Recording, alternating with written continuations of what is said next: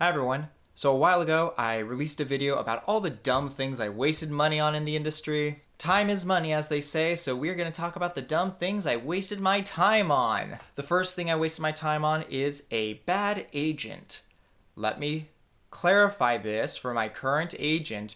You're good, we're cool, you're a rock star. In fact, as of releasing this video, every agent I've had for the last five-ish, probably more so, years, you all have been great. Even if I'm not booking as much as I would like to, because no one books as much as they would like to, I always knew that you were doing your job. You were really doing what you could for me, and that's awesome, and I respect that. These agents were the agents I had very early on in my career, and even though I knew they weren't going to do a lot for me, I thought, well, now I'm repped. Now people will respect me more. Yeah, that's not the best way to go about it. When you sign with an agent, you sign usually some sort of exclusivity clause, which basically means, in my case, as a Los Angeles actor signed with a Los Angeles commercial talent agent, I can only get commercial work from that one talent agent or on my own. I can't have a second or third commercial talent agent in Los Angeles. If I'm going to have another commercial talent agent, they need to be in New York or some other market. Agents can be bad in a variety of ways. The first way this was bad for me was because some of these agents would sign and shelve me. For those who aren't familiar with that expression, basically what it means is that they put me on their client list, they signed me up, and then they shelved me, or they didn't really do anything with me. They didn't pitch me for anything, they didn't submit me for any work, they didn't really do anything.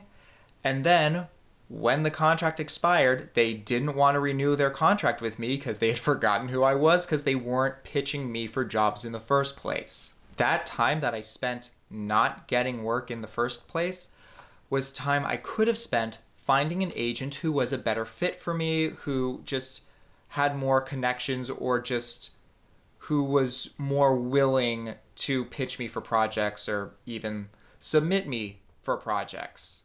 Speaking of submissions, some agents don't really pay attention to their clients, and they will submit their clients for jobs that require they speak French fluently, but they don't speak French at all. Or these jobs require 6-foot-tall muscle hunks, and you are not any of those things. Those agents may say that they're trying to get you in the room, and once you're in the room, then you can charm everybody into hiring you.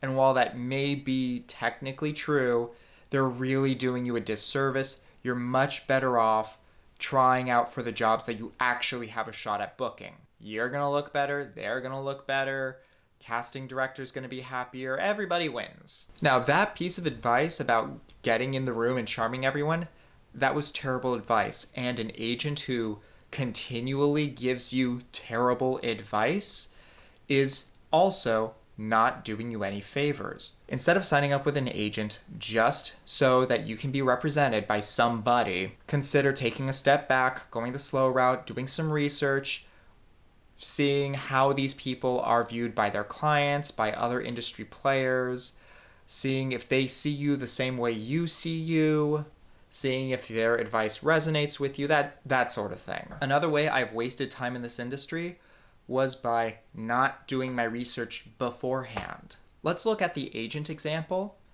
When I was 18, it was definitely harder to find information about agents and managers and everybody.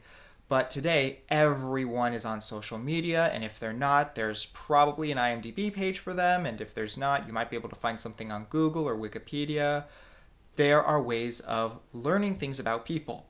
When I got a little bit better at researching agents, I was able to talk to their current clients and even some of their former clients and just ask, hey, did you like being represented by this person? And I got some eye-opening feedback. On a different note, being able to research what the casting director has done in the past or what the director has done in the past to get a sense of their style, That saves you time in the audition room.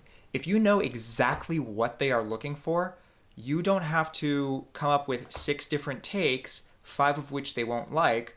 You can come up with 1 or 2 takes, all of which are appropriate. The next way in which I wasted time in the industry was by taking terrible headshots.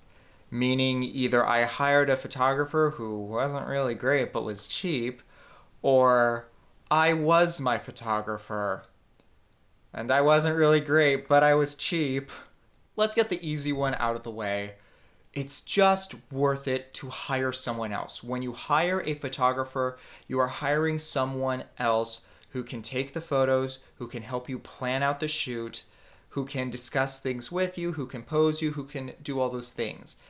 When I was taking my own headshots, I took 1,000 photos, none of which were usable. Sometimes they were just compositionally bad.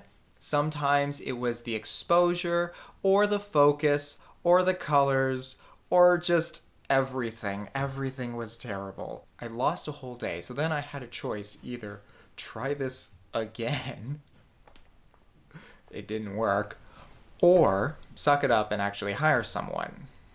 Now, assuming you are not your photographer could still cost you some time if they are unskilled, because an unskilled photographer isn't going to take great pictures, or maybe the pictures will take forever to get to you, and then you will most likely have to redo your entire headshot session again.